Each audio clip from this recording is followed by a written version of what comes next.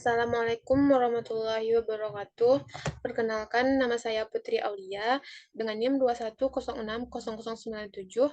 Pada video kali ini saya akan memaparkan tugas pada pertemuan 4, yaitu pertumbuhan ekonomi akumulasi, di mana subbab yang dibahas dalam materi ini yaitu yang pertama akumulasi modal, yang kedua tingkat modal kaidah emas, yang ketiga pertumbuhan populasi.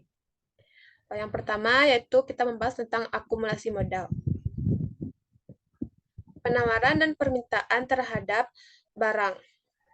Penawaran dan permintaan terhadap barang memainkan peran penting dalam modal solo. Dengan memperhatikan penawaran dan permintaan terhadap barang, kita bisa melihat apa yang menentukan banyaknya output yang diproduksi pada waktu tertentu.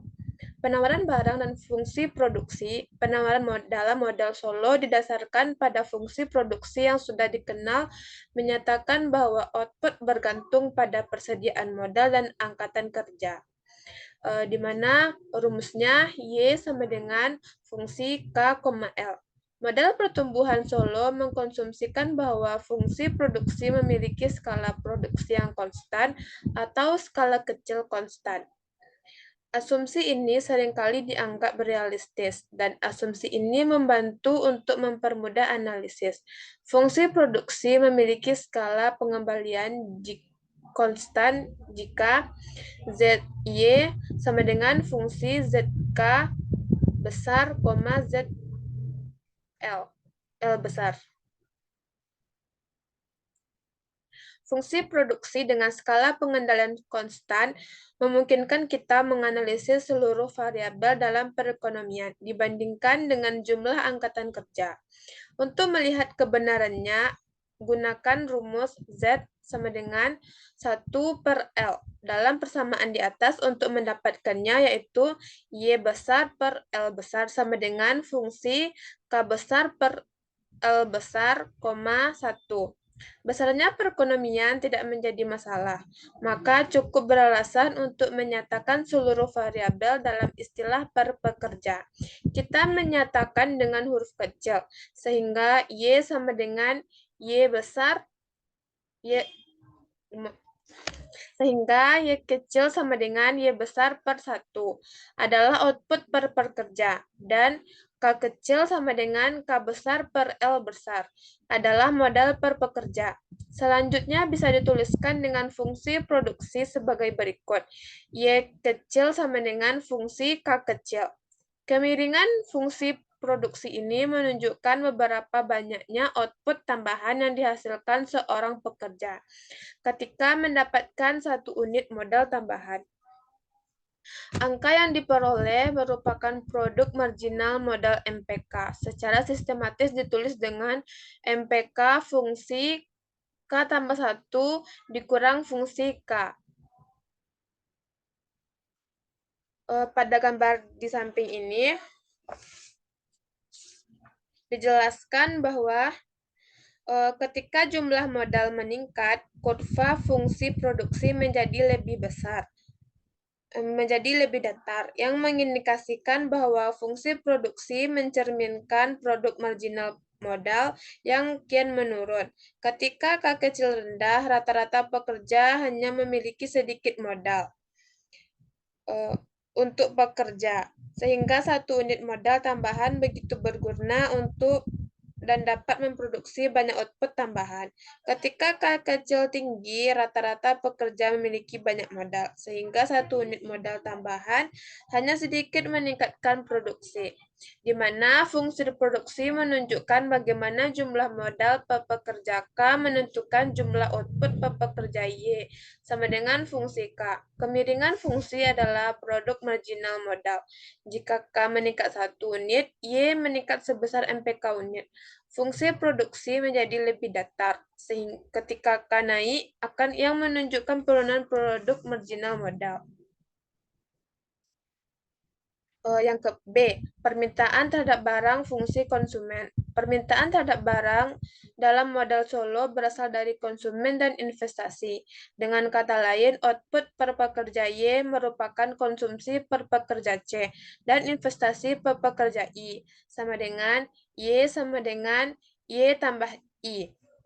Modal Solo mengkonsumsikan bahwa setiap tahun orang menabung sehingga S dari pendapatan mereka dan mengkonsumsi sebagian I dikurang S. Gagasan ini menyatakan dengan fungsi konsumsi sederhana, yaitu C sama dengan I dikurang S kali Y. Untuk mendapatkan apakah fungsi konsumsi ini berpengaruh pada investasi, substitusikan I dikurang S dikali Y untuk C dalam identitas perhitungan pendapatan nasional. Y sama dengan 1 dikurang S dikali Y ditambah I. Ubah lagi menjadi I sama dengan S kali Y. Pertumbuhan persediaan modal dan kondisi mapan. Pada gambar, output pekerja I sama dengan ISY dengan mengganti fungsi produksi untuk Y.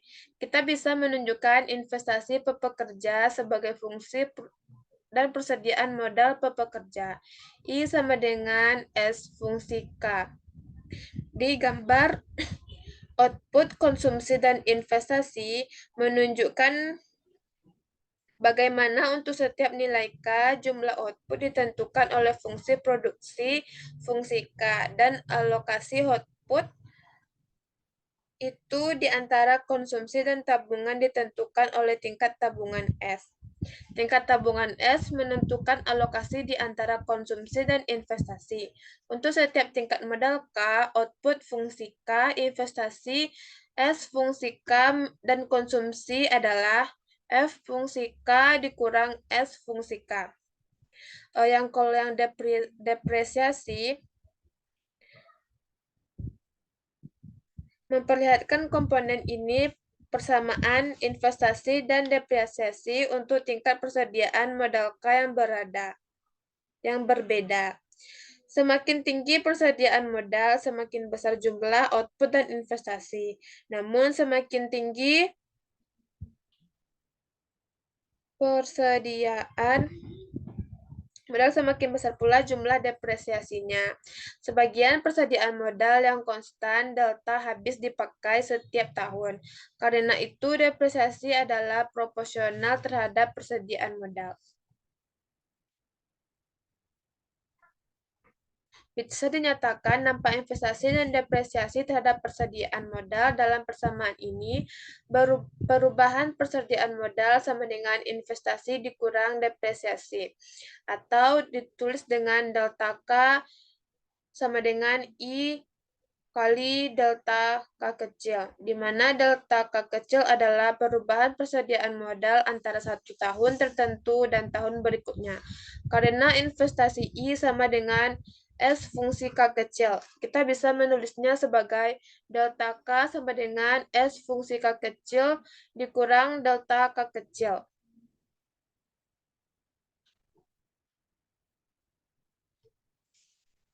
Investasi, depresiasi, dan kondisi mapan. Ada persediaan modal K aksen, di mana jumlah investasi sama dengan jumlah depresiasi. Jika perekonomian berada dalam tingkat persediaan modal ini, maka persediaan modal tidak akan berubah karena dua kebutuhan investasi dan depresiasi beraksi di dalam secara keseimbangan, yaitu pada K aksen kali delta K sama dengan 0, sehingga persediaan modal K kecil dan output fungsi K dalam kondisi mapan sepanjang waktu, tidak tumbuh menyusut. Tingkat modal kondisi mapan K aksen adalah tingkat di mana investasi sama dengan depresiasi, yang menunjukkan bahwa jumlah modal tidak akan berubah sepanjang waktu.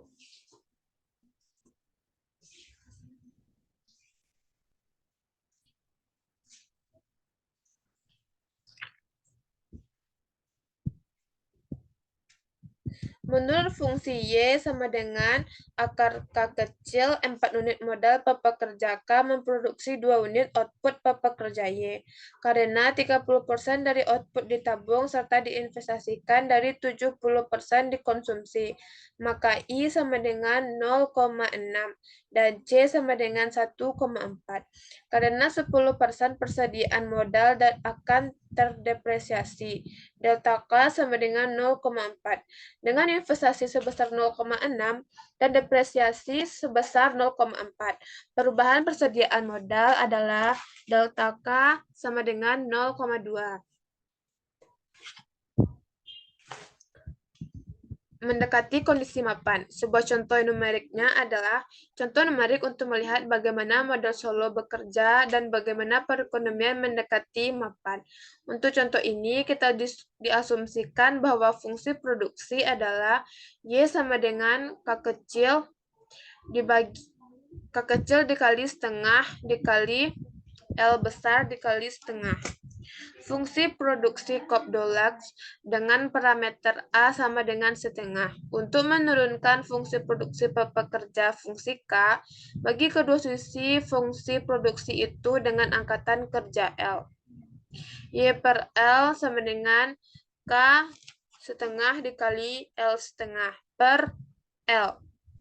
Diubah menjadi Y per L sama dengan K per L pangkat setengah. Karena Y sama dengan Y per L dan K sama dengan K per L. Persamaan ini menjadi Y sama dengan K pangkat setengah. Persamaan ini bisa juga ditulis dengan Y sama dengan K pangkat K. Mengikuti kemajuan perekonomian selama bertahun-tahun adalah suatu cara untuk mencapai tingkat persediaan modal dan pada kondisi mapan. Tapi cara lain yang memerlukan lebih sedikit perhitungan. Ingatlah bahwa delta K sama dengan S integral K dikurang delta K. Persamaan ini menunjukkan bagaimana K berevolusi sepanjang waktu, karena kondisi mapan adalah menurut definisi nilai K pada saat nilai delta K sama dengan 0. Maka diketahui bahwa 0 sama dengan S integral K aksen dikurang delta K aksen atau sama dengan K aksen per integral K aksen sama dengan 1 per delta. Persamaan ini memberikan suatu cara untuk mendapatkan tingkat modal per pekerja pada kondisi mapan K-aksen, atau juga disebut dengan K-aksen per akar K-aksen, sama dengan 0,3 per 0,1. Lalu kedua sisi persamaan ini dipangkatkan untuk mendapatkan K-aksen sama dengan 9. Persediaan modal pada kondisi mapan adalah 9 unit per pekerja. Hasil ini sesuai dengan perhitungan tingkat modal kondisi mapan pada tabel di bawah ini.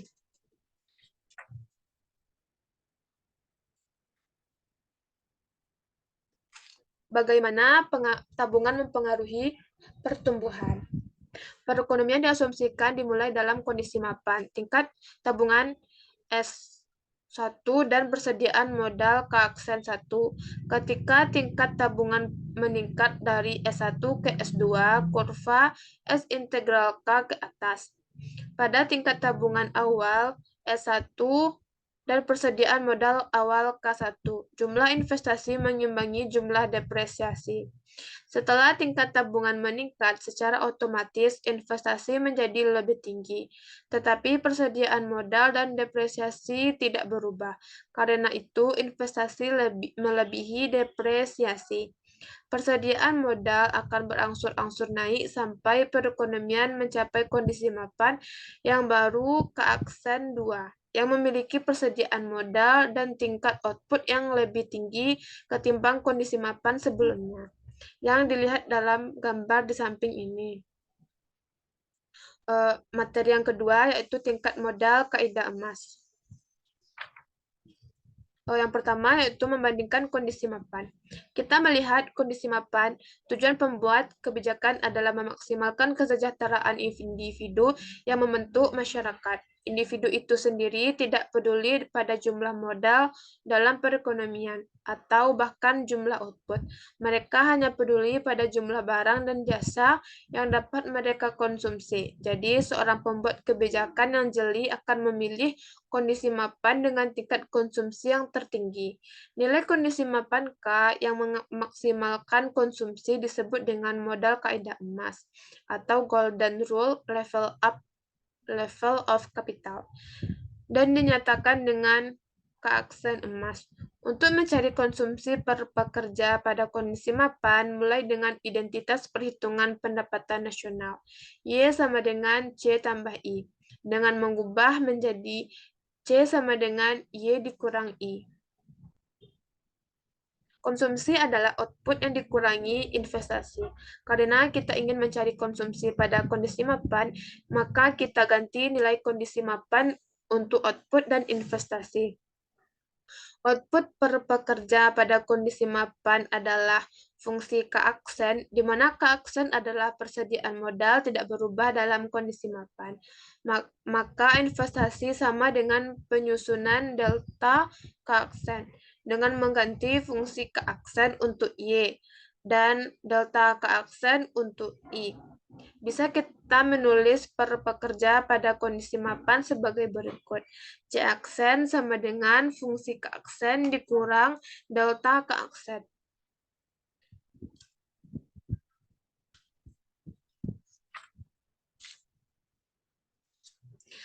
Pada gambar 2 titik. Pada gambar di samping menunjukkan output pada kondisi mapan dan depresiasi pada kondisi mapan sebagai fungsi dan persediaan modal kondisi mapan.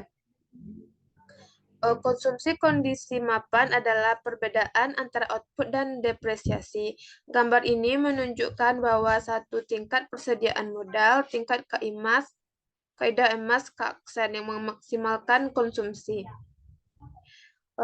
Ketika kita membandingkan kondisi mapan, kita harus ingat bahwa tingkat modal yang lebih tinggi mempengaruhi output dan depresiasi. Jika tingkat modal berada di bawah tingkat kaidah emas, maka kenaikan persediaan modal akan meningkat. Output lebih banyak ketimbang depresiasi, sehingga konsumsi meningkat. Dalam hal ini, fungsi produksi lebih curam daripada garis delta keaksen, sehingga persediaan di antara kedua kurva ini yang sama dengan konsumsi output ketika keaksen naik.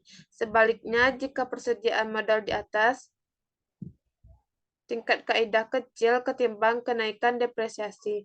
Dalam hal ini, fungsi produksi lebih datar ketimbang tingkat modal kaidah emas. Fungsi produksi dari garis delta keaksen memiliki kemiringan slope yang sama dan konsumsi pada tingkat yang terbesarnya. Ingat bahwa kemiringan fungsi produksi adalah produk marginal modal MPK. Kemiringan dari D keaksen adalah D. Karena kedua kemiringan ini sama pada kaidah emas. Maka kaidah emas dijelaskan dengan bersamaan, jadi pengaruh neto dari unit modal tambahan terhadap konsumsi MPK dikurang delta. Jika MPK dikurang delta besar dari nol, maka kenaikan modal akan meningkatkan konsumsi sehingga keaksen pasti berada di atas tingkat kaidah emas. Karena itu kondisi berikut ini menyelesaikan kaidah emas, yaitu MPK dikurang delta sama dengan 0.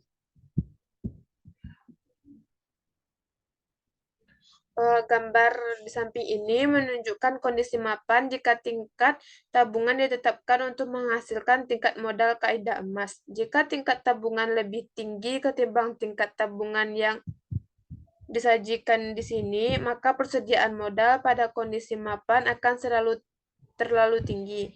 Jika tingkat tabungan lebih rendah, maka persediaan modal pada kondisi mapan akan terlalu rendah. Demikian pula, konsumsi pada kondisi mapan juga akan lebih rendah ketimbang konsumsi pada kondisi mapan kaidah emas. Jika tingkat tabungan lebih tinggi, mencari kondisi mapan kaidah emas dalam contoh numerik. seperti gambar berikut ini.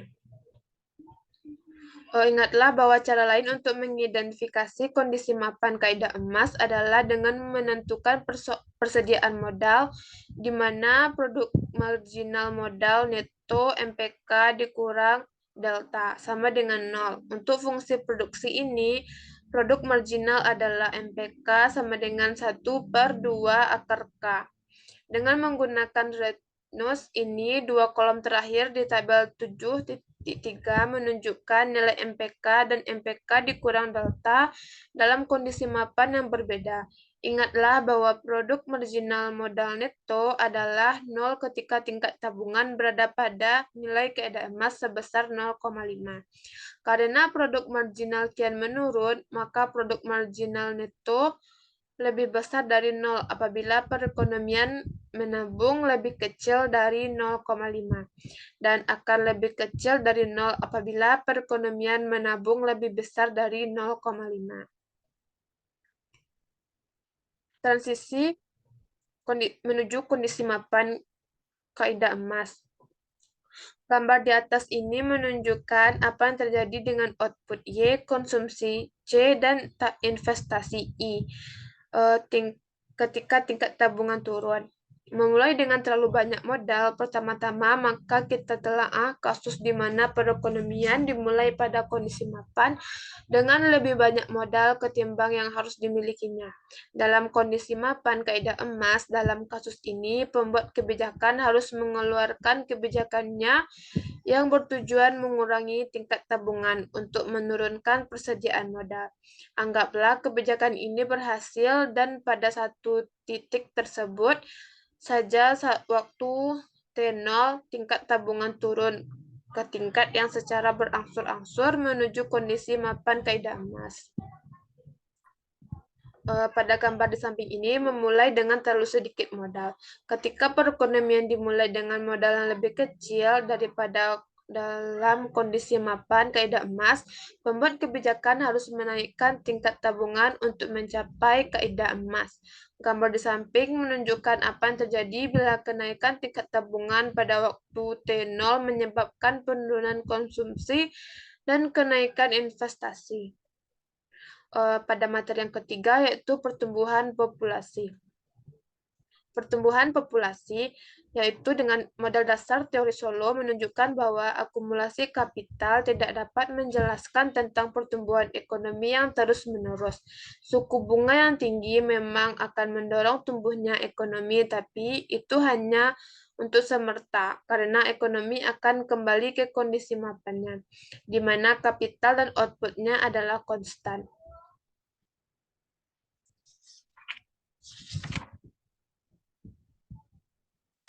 Kondisi mapan dengan pertumbuhan populasi. Pada gambar ini yang memperluas analisis untuk mencakup dan dampak pertumbuhan populasi. Seperti dijelaskan sebelumnya, investasi akan meningkatkan kapital sedangkan depresiasi akan menurunkannya. Tetapi sekarang akan diterangkan dengan mengenai faktor ketiga yang mempengaruhi yaitu pertumbuhan dari jumlah pekerja. Perubahan kapital stok pekerja dapat ditentukan dengan formula sebagai berikut. Delta K sama dengan I dikurang delta ditambah N dikali K. Persamaan di atas menunjukkan bagaimana investasi, depresiasi, dan populasi mempengaruhi kapital stok pekerja. Dampak pertumbuhan populasi. Pertumbuhan populasi mempengaruhi modal dasar Solow pada 3 hal. Yang pertama, pertumbuhan populasi membawa kita semakin dekat kepada pertumbuhan ekonomi yang berkelanjutan. Yang kedua, pertumbuhan populasi memberikan kita penjelasan lain karena kenapa suatu negara dengan keadaan negara lain miskin. Pada grafik di samping dapat kita lihat bahwa peningkatan jumlah populasi akan berdampak pada penurunan kapital pekerja dari K1 menjadi K2. Solow model memprediksikan bahwa negara dengan pertumbuhan populasi lebih tinggi akan memiliki tingkat level GDP per orang lebih rendah. Yang ketiga, mempengaruhi kriteria dalam menentukan tingkat golden rule dari kapital. Y sama dengan C sama dengan Y dikurang I. Karena output keadaan mapan adalah fungsi keaksen dan investasi pada keadaan mapan adalah delta tambah N keaksen. Maka tingkat konsumsi pada keadaan mapan dapat ditulis sebagai berikut. C aksen sama dengan fungsi keaksen dikurang delta ditambah N dikali keaksen. Menggunakan argumen sebelumnya, maka dapat disimpulkan bahwa tingkat keaksen yang akan memaksimalkan konsumsi adalah MPK sama dengan delta ditambah N. Dalam Golden Rule, keadaan mapan dan marginal product of capital net dari depresiasi secara setara dengan tingkat pertumbuhan populasi.